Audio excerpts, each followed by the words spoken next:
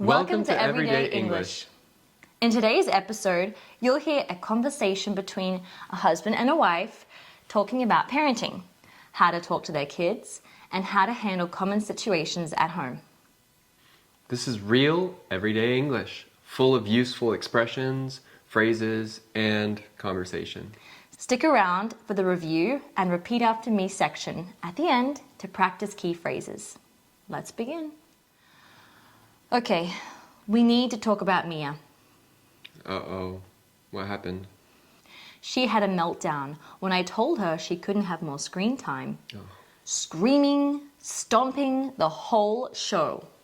Seriously? She was fine when I picked her up from school. I think she was just tired, but still, it was rough. I told her calmly, but she completely lost it. Maybe she's getting too used to watching cartoons all the time after dinner. We might need to set some time limits. Yeah. I told her one show, but she begged for another. When I said no, she threw her iPad on the couch. We need to stay consistent. If we say only one show, it has to be just one show. Exactly. But I also feel like I need better ways to talk to her when she's upset. Sometimes I lose my patience. You're doing great. It's hard when she's emotional and not listening. Maybe we should come up with a few phrases to say in the moment, like something calming but firm. That's a good idea. What about if you say, Mia, I understand you're upset, but throwing things is not okay. Yes. Or you can feel angry, but you still have to follow the rules. That's good. We can kind of model the language so she learns too. And what about Leo? He's been pushing boundaries lately. I've noticed. He just straight up ignored me when I asked him to brush his teeth last night. He's testing limits. That's normal at his age, but we still need to hold firm. Totally. What if we try like a natural consequence thing? Like if you don't brush your teeth, you'll get cavities. Yes. Let's just be really clear and calm about it. No threats, just consequences. Yeah. You know what my friend told me one time? What? He said one time he showed his kids pictures of people with cavities. Yeah? And the kids were freaked out and they brushed their teeth every night after that. I'm sure. The trick is for us to stay calm even when they're not. Exactly. Deep breaths. Maybe we should make a plan. What do you think? That's not a bad idea. Okay, so here's my plan. Number one show after dinner for Mia. No negotiation. Sounds good. Number 2, let's show Leo the consequences of not brushing his teeth. Yeah. Number 3, use calm, consistent language. And number 4, back each other up. Deal. And if either of us starts to lose our cool, The other one will step in. perfect. Teamwork.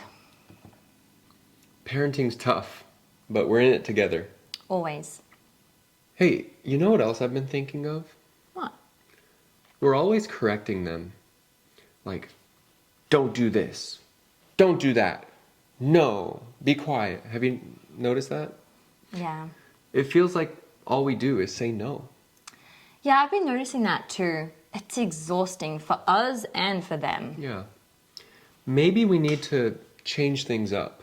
Like, if we catch them doing something right, we say, hey, I noticed that you cleaned up your toys. That's good job, great. Positive reinforcement. That's what all the parenting books say. Exactly. I read that it builds confidence and makes them more likely to listen. Okay, let's try that tomorrow. We can take turns giving compliments for even small things. Deal. I'll be like, hey, Leo, thanks for using your inside voice. if that ever happens. Well, you might be surprised. Oh, and one more thing about Mia. She asked me yesterday if I loved Leo more than her. Interesting. I wonder why. I don't know. I think he was getting more attention because he had a cold, and she felt left out. Oh, poor thing. Maybe she feels left out. I think she did. I reassured her though. But I think we should spend, both of us, more time one-on-one with each child. Yeah, agree. I'll take Leo to the park this weekend, just me and him, and maybe you guys can have a girls' night out. That sounds perfect. We're learning just as much as they are. Parenting doesn't come with a manual. We're figuring it out as we go. Well, at least I'm glad we can talk about it like this. I don't know how people could do it alone.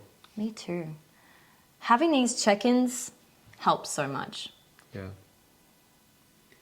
We should write down what works. Like, keep a little notebook of what calms them down, what phrases we could use to actually help. Like a parenting playbook. Yeah. We can even share it with other parents. Now, let's take a look at some of the key phrases from today's conversation and what they mean. Number 1, had a meltdown. This means the child became very upset, crying, yelling, or throwing a tantrum. Number 2, set time limits.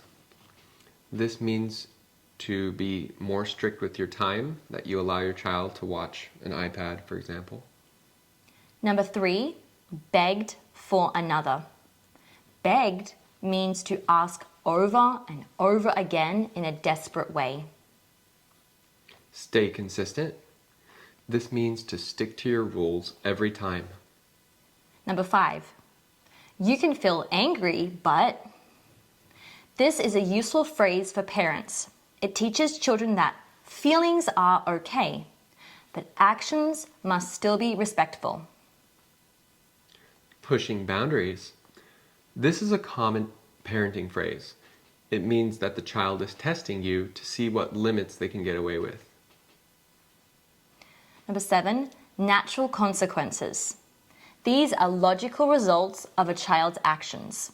For example, if you don't brush your teeth, you will get a cavity. Back each other up. This means to support each other.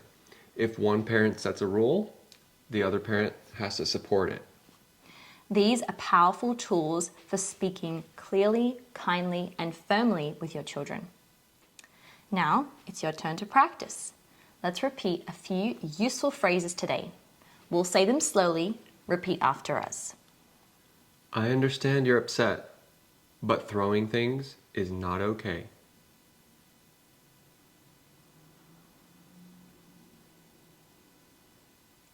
You can feel angry, but you still have to follow the rules.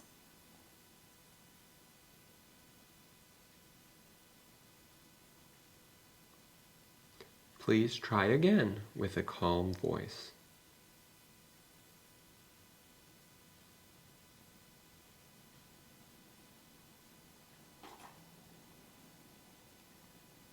Let's take a deep breath together. Nice work. These phrases will help you sound calm and confident. Thanks for watching. If this video helped you learn how to speak English naturally at home with your children, give it a like, subscribe to our channel, and share it with a friend. Comment below with your favorite phrase or parenting situation. You might inspire a future episode. See you next time on Everyday English. Practice every day. Speak with confidence.